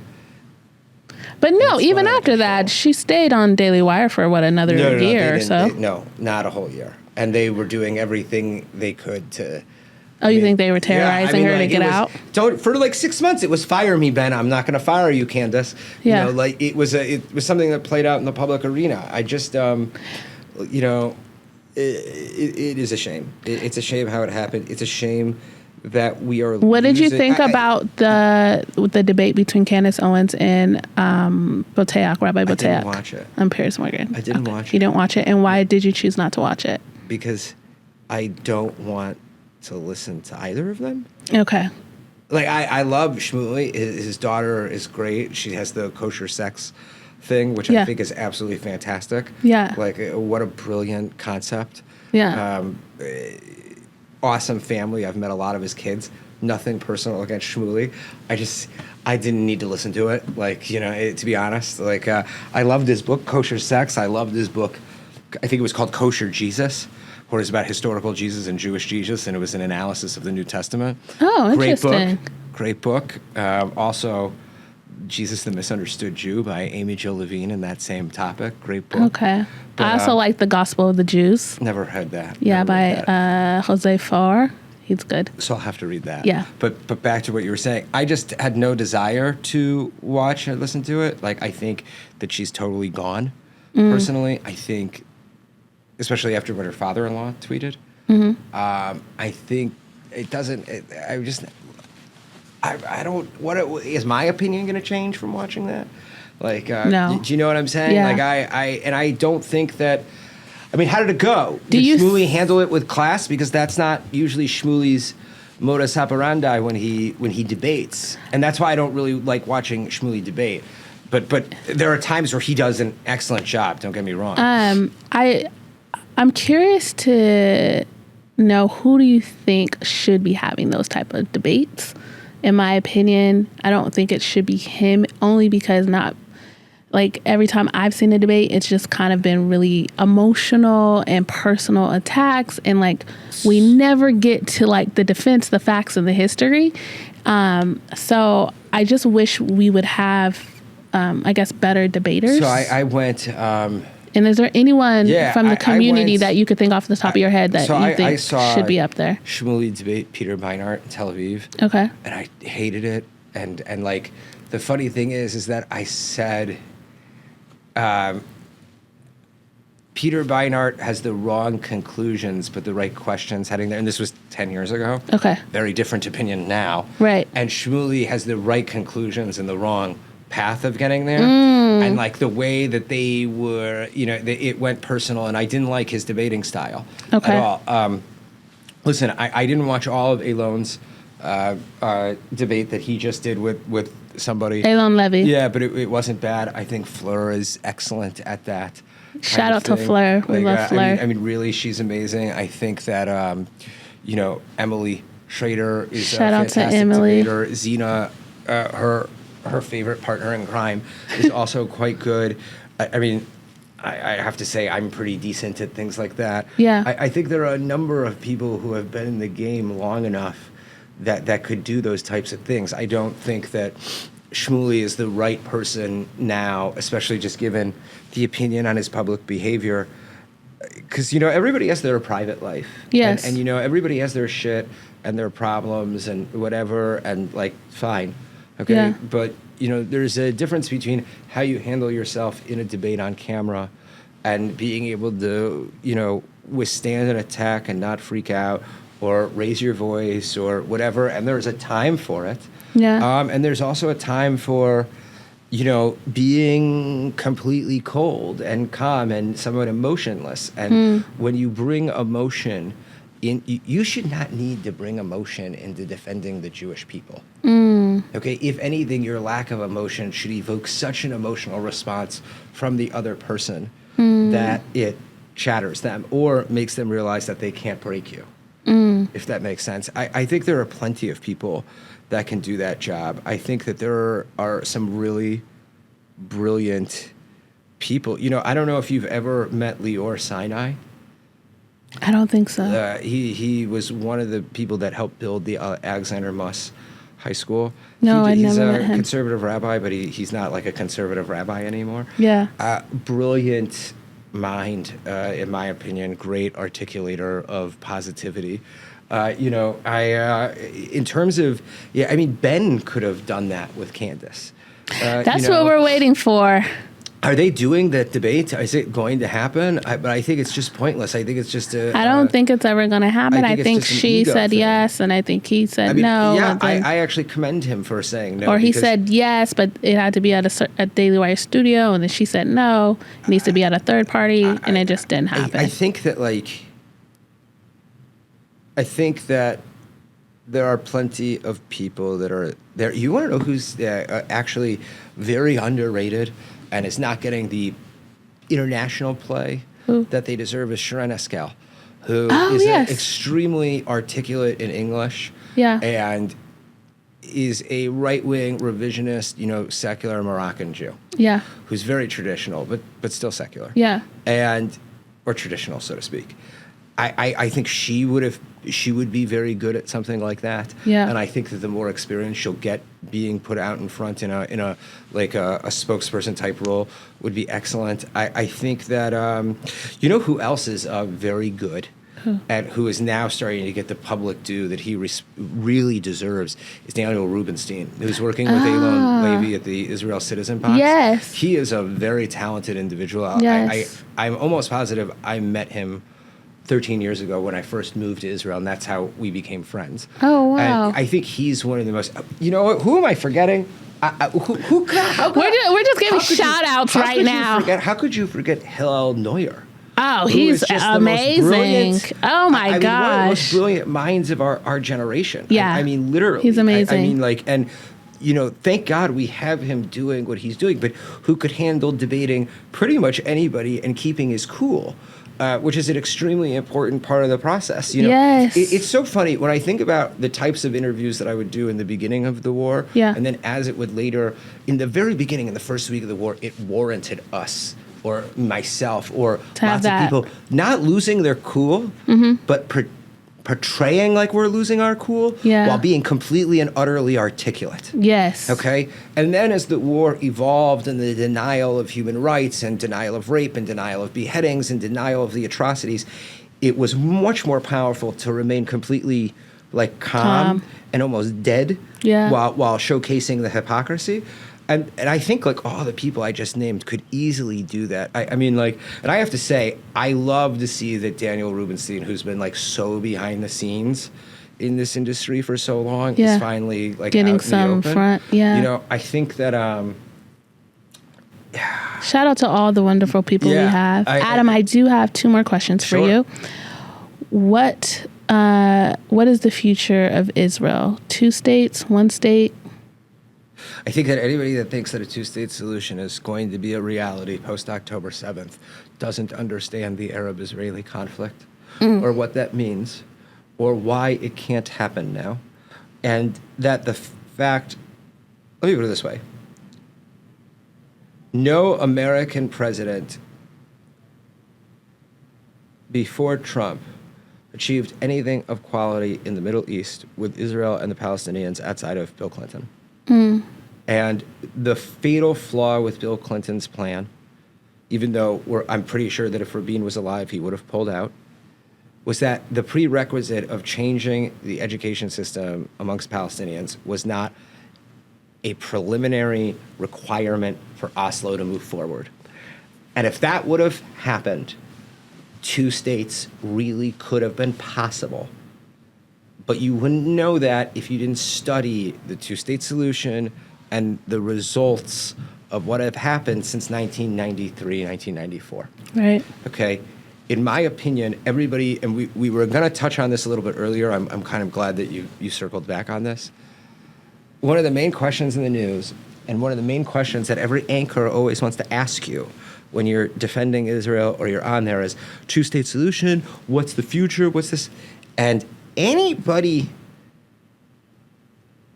that is watching this whole thing go down and asking what's the vision for Gaza after this war doesn't realize we are not fighting a war with Hamas or Hezbollah. We are fighting a war with Iran. This is a global conflict. It is spun out of control. The first thing I did was make a piece of content explaining that at the beginning of the war, that a global conflict is coming. It's why I made the comment about, do you either want joy or do you want the person that's saying there's a war coming and we need to avoid it, prepare for it, or we need to get the country ready? Why? I'm going to rant. Why are most conservatives mad about support for Ukraine when every Israeli, hands down, is behind Ukraine? Because it's not about supporting Ukraine. It's about how are we supporting Ukraine in America? How is the money being spent? Okay, why is enough money going to Ukraine? Great argument, when some of that money could literally pay for every single American to have health care. And those are the questions that need to be asked and answered on the American side from the American perspective. Like, why does the state of Israel get more money than the state of Mississippi? Right. Okay? From an American perspective, those are very important questions to ask. And one of the things that Trump was doing was trying to create a situation where more money wasn't going out and was being put in to reinvigorate the infrastructure of America. Yeah. Because how you make choices about your foreign policy affects your internal policy and vice versa. And you can't expect a president that makes terrible foreign policy choices, wasting billions of dollars, that their decisions lead to conflict that waste more billions of dollars, will ever be able to make the right decisions to create stronger and better infrastructure in the continental United States. So anybody asking two-state, one-state, whatever, we're in the second war of independence of Israel's existence, okay? Israel had its first 70 years fighting its first lifetime, 70 years in a lifetime, right? Like King David. Yeah. Okay? This is our second war of independence. This is the first and hopefully final major war that we will have in our second, in Israel's second lifetime. Yeah. But I foresee a lot of war because of the terrible leadership that we have and more death. And I just want people who are Jewish and Palestinian and Arab and American and anybody, whether they're black, white, brown, yellow, or purple, to stop dying. Like, that should be the goal that of the world that we will leave to the next generation who will inherit tomorrow. You know, so one state, two state, there will be no two states. Okay, what that situation will look like, we cannot even begin to understand because this war is only just starting to erupt. We, talk to me when we know if Iran is still standing in a year, if Russia is still behind Iran, what type of situation we're dealing with Russia and China and Iran, what's happening with North Korea, because now everything on that side of the world is completely interconnected. If you could give one message to the American Jewish community, what would that be? Vote Trump. Buy a gun. Teach your kids self-defense. Learn Hebrew. Go to Israel. Embrace every single thing that is an authentically Judaic and Judean. Know where you are from so you know where to go. And remember that everything is fleeting. And if you don't appreciate that, you can't appreciate the Jewish experience. Adam Bellos, thank you for being on the Black and Jewish podcast. Thank you for having me. Wow, you guys, that was a lot. We got into a lot of things. I want you to comment below everything you thought about this episode. I want you to tell me, what do you think about the future of the American Jewish community? I want you to tell me what you think about the future of America and Israel in terms of alliances. I want you to tell me, are you hopeful for the future, or do you agree with Adam? Do you believe we are headed to more war and more death? Like, comment, and subscribe, and I will see you next week.